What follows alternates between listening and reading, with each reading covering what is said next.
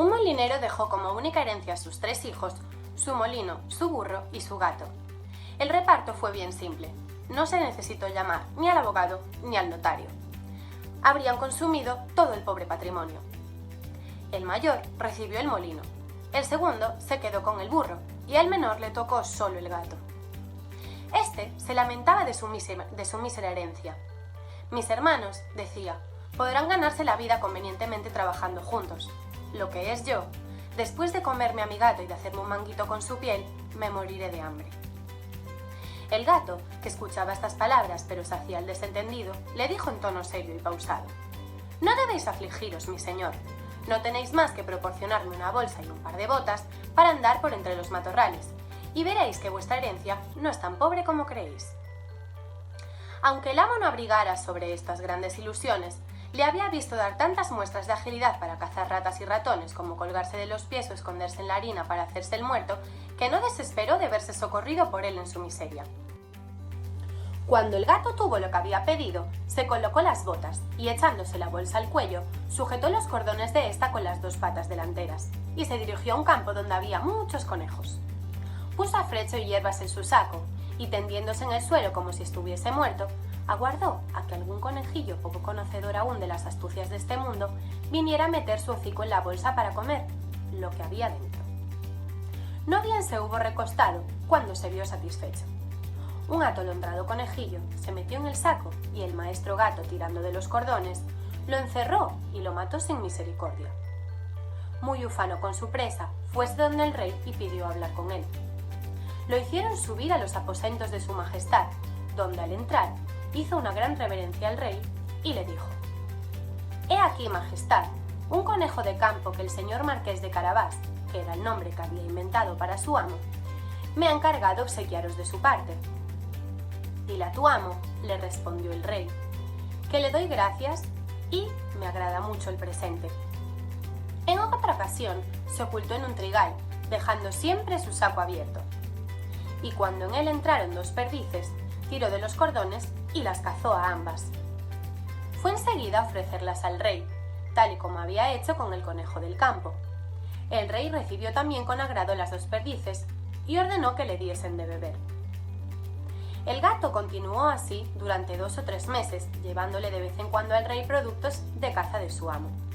Un día supo que el rey iría a pasear a orillas del río con su hija, la más hermosa princesa del mundo, y le dijo a su amo: «Si queréis seguir mi consejo, vuestra fortuna está hecha. No tenéis más que bañaros en el río, en el sitio que os mostraré, y enseguida yo haré lo demás». El marqués de Carabás hizo lo que su gato le aconsejó, sin saber de qué serviría. Mientras estaba bañando, el rey posó ahí, y el gato se puso a gritar con todas sus fuerzas: «¡Socorro! ¡Socorro! ¡El señor marqués de Carabás se está ahogando!». Al oír el grito, el rey asomó la cabeza por la portezuela y, reconociendo al gato que tantas veces le había llevado caza, ordenó a sus guardias que acudieran rápidamente a socorrer al marqués de Carabás. En tanto que sacaban del río al pobre marqués, el gato se acercó a la carroza y le dijo al rey que mientras su amo se estaba bañando, unos ladrones se habían llevado sus ropas, pese a haber gritado «¡Al ladrón!» con todas sus fuerzas. El pícaro del gato las había escondido debajo de una enorme piedra. El rey ordenó de inmediato a los encargados de su guardarropa que fuesen en busca de sus más bellas vestiduras para el señor marqués de Carabás. El rey le hizo 1000 atenciones, y como el hermoso traje que le acababan de dar realzaba su figura, ya que era puesto y bien formado, la hija del rey lo encontró muy de su agrado. Bastó que el marqués de Carabás le dirigiera 2 o 3 miradas sumamente respetuosas y algo tiernas, y ella quedó sumamente enamorada. El rey quiso que subiera a su carroza y lo acompañara en el paseo. El gato, encantado al ver que su proyecto empezaba a resultar, se adelantó y, habiendo encontrado a unos campesinos que segaban un prado, les dijo: «Buenos segadores, si no decís al rey que el prado que estáis segando es del marqués de Carabás, os haré picadillo como carne de budín». Por cierto que el rey preguntó a los segadores de quién era ese prado que estaban segando. «Es del señor marqués de Carabás», dijeron a una sola voz, puesto que la amenaza del gato los había asustado. «Tenéis aquí una hermosa herdad», dijo el rey al marqués de Carabás. «Veréis, majestad, Es una tierra que no deja de producir con abundancia cada año. El maestro gato, que iba siempre delante, encontró a unos campesinos que cosechaban y les dijo: «Buena gente que estáis cosechando. Si no decís que todos estos campos pertenecen al marqués de Carabás, os haré picadillo como carne de budín». El rey, que pasó momentos después, quiso saber a quién pertenecían aquellos campos. «Son del señor marqués de Carabás», contestaron los campesinos, y el rey, nuevamente, se alegró con el marqués. El gato, que iba delante de la carroza, decía siempre lo mismo a todos cuantos se encontraba, y el rey estaba muy asombrado con las riquezas del señor marqués de Carabás. El maestro gato llegó finalmente ante un hermoso castillo, cuyo dueño era un ogro, el más rico que jamás hubiera visto, pues todas las tierras por donde habían pasado eran dependientes de este castillo. El gato, que tuvo la precaución de informarse acerca de quién era este ogro y de lo que sabía hacer, pidió hablar con él, diciendo que no había querido pasar tan cerca de su castillo sin tener el honor de hacerle una reverencia. El ogro lo recibió en la forma más cortés que puede hacerle un ogro y le invitó a descansar.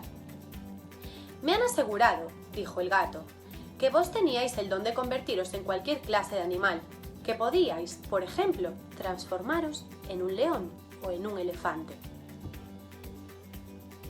«Es cierto», respondió el ogro con brusquedad, «y para demostrarlo, veréis cómo me convierto en león». El gato se asustó tanto al ver un león delante de él que en un santiamén se trepó a las canaletas, no sin pena ni riesgo a causa de las botas que de nada servían para andar por las tejas. Algún rato después, viendo que el ogro había recuperado su forma primitiva, el gato bajó y confesó que había tenido mucho miedo. «Además, me han asegurado», dijo el gato, «pero no puedo creerlo todavía, que vos también tenéis el don de poder adquirir la forma del más pequeño animalillo. Por ejemplo, que podéis convertiros en un ratón o en una rata. Y os confieso que eso me parece imposible». «¿Imposible?», repuso el ogro. «Ya veréis». Y al mismo tiempo se transformó en una rata que se puso a correr por el piso. Apenas la vio, el gato se hinchó encima de ella y se la comió. Entretanto, el rey, que al pasar vio el hermoso castillo del ogro, quiso entrar. El gato, al oír el ruido del carruaje que atravesaba el puente levadizo, corrió adelante del rey y le dijo: «Vuestra Majestad, sea bienvenida al castillo del señor marqués de Carabás». «¿Cómo, señor marqués?», exclamó el rey. «¿Este castillo también os pertenece?». «Nada hay más bello que este patio y todos estos edificios que lo rodean. Veamos el interior, por favor».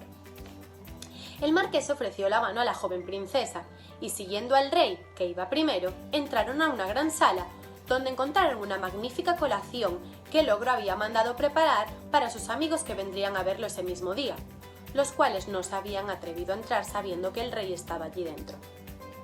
El rey, encantado con las buenas cualidades del señor marqués de Carabás, al igual que su hija, que ya estaba loca de amor viendo los valiosos bienes que poseía, le dijo después de haber bebido 5 o 6 copas: «Solo dependerá de vos, señor marqués de Carabás, que seas mi yerno». El marqués, haciendo grandes reverencias, aceptó el honor que le hacía el rey y ese mismo día se casó con la princesa. El gato se convirtió en gran señor y ya no corrió tras las ratas, sino para divertirse.